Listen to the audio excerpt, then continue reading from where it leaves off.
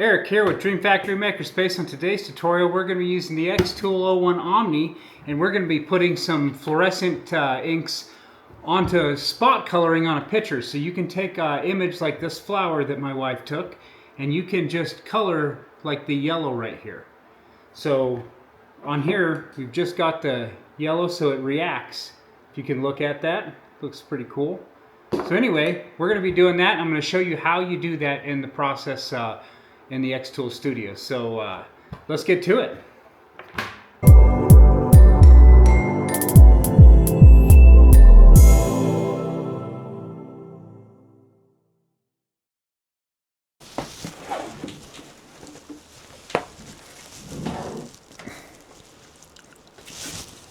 Okay guys, we're over here in xTool Studio.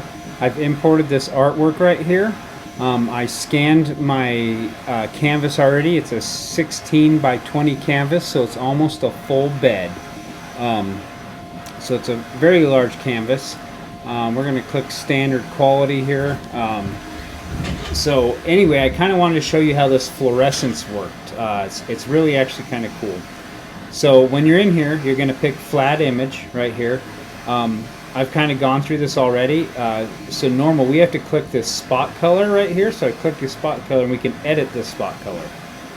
And so you can kind of see this area. So what we want to do, like if we want to, let's say we wanted the sky, we wanted to put the fluorescence over the sky. So I would drag over here and you see how it, the more we drag, the more it takes in what color. So you can see it takes like the blue.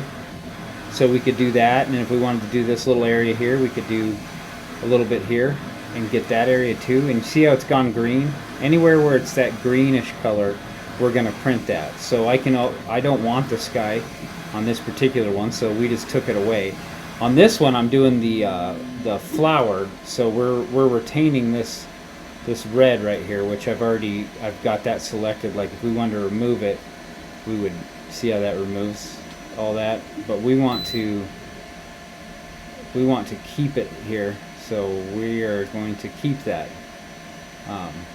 We're going to keep that red because that's where I'm going to do the fluorescence. So you can keep adding a layer. So like our first layer we're going to do CMYK, we're going to do one layer, and then our second layer we're going to do the fluorescent, which is just that spot color in there.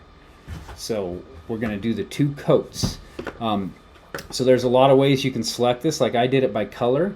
You can do it by region. So like a particular area, you can do it by marks. And you can play around with this and you can see which works out best. Like if you had a subject, you could do it. You could just do it by an edge, like a border. So it would do like kind of an outline of what you're doing. It would just do the fluorescence on there.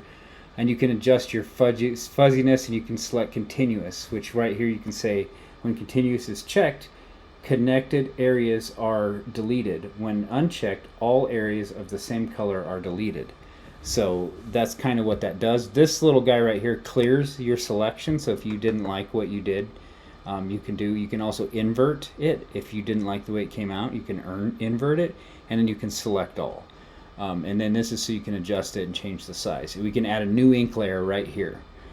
So anyway, we're going to save this, and then we're going to go into here. So we've got our spot color, and we don't change any of this. So we're going to process this, and we're going to see what our calculated time is on this. Now this is almost an entire bed. So we're doing two layers. So it's going to take a little bit longer than a normal canvas because I've been getting quite better times on other ones. So we got 20 minutes, 10 seconds. We're going to estimate the cost here.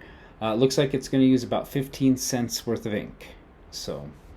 And that's based on the current cost. You can go in here and change your cost settings based on what the current ink pricing is. All right. Anyway, let's go ahead and send this to the printer, and let's watch it doing some printing.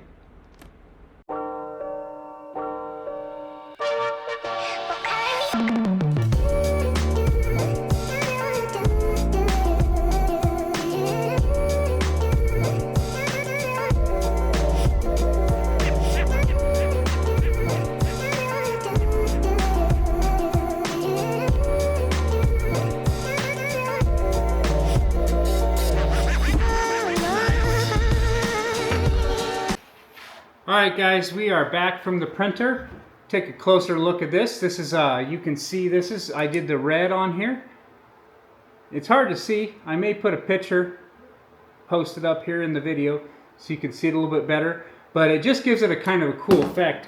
And I've got these two, and just aside from the actual color, the vibrancy of these two photos is just phenomenal.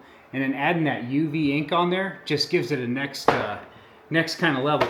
Well, anyway, if you guys like this kind of content and you want to see some more tutorials on some more of the stuff for the Omni, go ahead and like, subscribe, and turn on notifications. I'll see you guys on the next one.